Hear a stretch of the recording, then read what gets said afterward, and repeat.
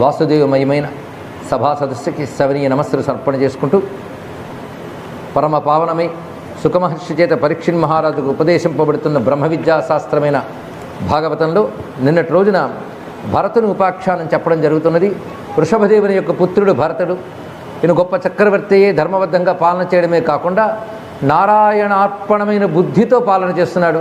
చేస్తున్న ప్రతి కర్మ, ధర్మము, యజ్ఞము అన్నీ కూడా నారాయణాత్మగా భావిస్తున్నాడు. అంటే నారాయణ స్వరూపం అనే భావన చేస్తూ ఆ యజ్ఞములు చేస్తున్నప్పుడు కూడా తన ఆ మంత్రముల ద్వారా చెప్పబడుతున్న దేవతలందరూ నారాయణుని యొక్క అవయవస్థానములుగా తెలుసుకుంటూ విరాట్ పురుషుడైన నారాయణ ఆరాధనగానే యజ్ఞములు చేయడం వల్ల ఆయన యొక్క చిత్తం క్రమంగా శుద్ధమై ఆ శుద్ధమైన చిత్తమునందు నారాయణమూర్తి స్ఫుటంగా నిలిచింది. అటువంటి భక్తి చేత అతడు గొప్ప యోగి అయి సమయం తెలుసుకుని రాజ్యాన్నత్తట్టి తనయులకు అప్పజెప్పి ఆ మహానుభావుడు అరణ్యానికి వెళ్ళి సాలగ్రామ తీర్థమైన గండకీ నదీ తీరం వద్ద నివసిస్తూ అక్కడ సాధన చేస్తున్నాడు. ఆ సాధనలో హిరణ్మయ మండలాంతర్గతులైన ఆ పరమపురుషుని ఉపాసన చేస్తూ అనుభూతిని పొందినటువంటి వాడు. అటువంటి సాధన చేస్తూ ఉండగా ఏకదాతు మహానద్యాం కృతాభిషేక నయ్యమికావశ్యకో బ్రహ్మాక్షరమభిగృణానో ముహూర్తత్రయముదకాంత ఉపవివేశ.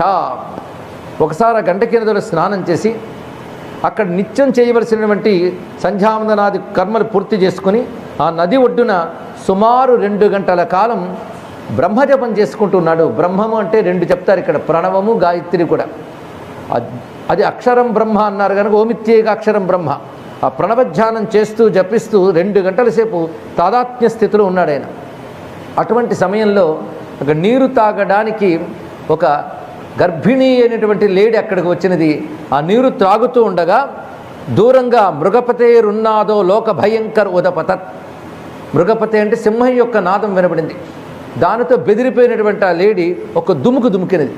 ఆ దుముకేటప్పుడు ఆ వేగానికి ఉరుభయావగలితో యోని నిర్గతో గర్భస్రోతస నిపపాత. ఆమె యొక్క గర్భంలో ఉన్న శిశువు అప్పుడు బయటకు వచ్చి ఆ నీటిలో పడిపోయాడు. తర్వాత అది వెళ్ళి మరణించినది.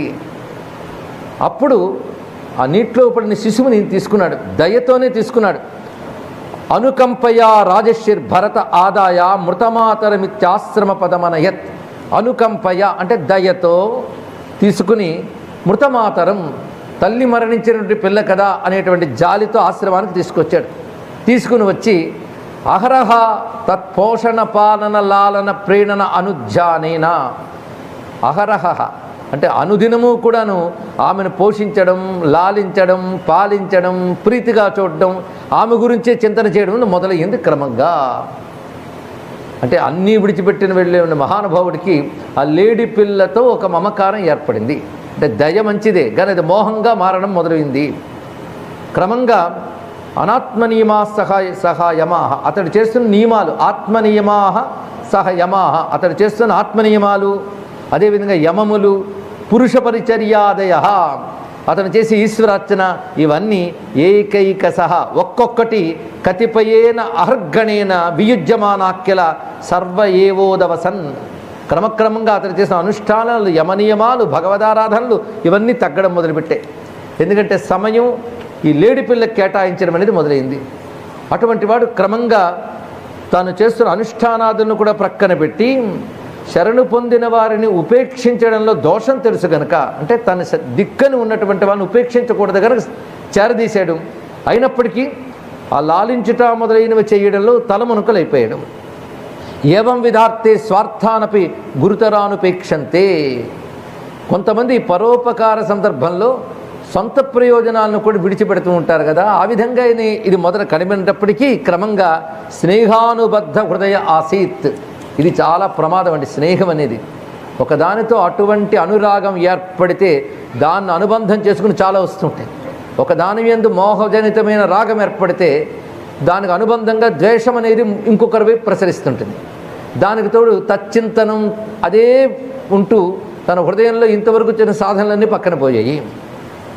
పైగా దీనికి దేని నుంచైనా ప్రమాదం వస్తుందేమో భయం కూడా మొదలైంది. చూసారా, అనురాగం కాస్త భయంగా మారింది. వృకశాలా వృకాదిభ్యో భయం ఆశంసమానో సదాయ సహ హరిణకుణకేన వనం సమావిశతి. ఈమెను విడిచిపెట్టి నేను కానీ బయటకు వెళితే క్రూర జంతువుల వల్ల ఏదైనా ప్రమాదం ఉంటుందేమోనని ఆ లేడి పిల్లను కూడా తనతో పాటు తీసుకువెళ్తున్నాడు. తన అడవిలో సమిధులకు వెళ్ళినా, సాధనకి వెళ్ళినా, దేనికి వెళ్ళినా పక్కన లేడి పిల్ల వస్తుంది. క్రమంగా ఎక్కడైనా లేడి పిల్ల కిందనుంటే బురదలో అట్లా పడుతుందేమో ఎత్తుకుని కూడా వెళ్తున్నాడు. అలాగే సంచరిస్తున్నాడు. క్రమంగా క్రియాయా నిర్వర్త్యమానాయా మంతరాళేప్యుత్థాయోత్థాయ యదేనం అవిచక్షీత తర్హి వావస వర్షపతి ప్రకృతిస్థేన మనసా ఆత్మ ఆశిష ఆశాస్తే స్వస్తిస్తాద్వత్సతే సర్వతి ఇది. ఆఖరికి అతను ఏదైనా జపమో అనుష్ఠానమో యజ్ఞయాగాలు చేసుకుంటూ ఉంటే అక్కడెక్కడో లేడిని కట్టిపెట్టు ఉంచే వస్తాడు, మధ్యలో ఆపి మరీ వెళుతుంటాడు ఎలా ఉందో చూసుకోవడానికి. ఇలా మారుతున్నది. ఎల్లవేళలా అతనికి ఆమె గురించి చింతన తప్ప మరొకట్లేదు.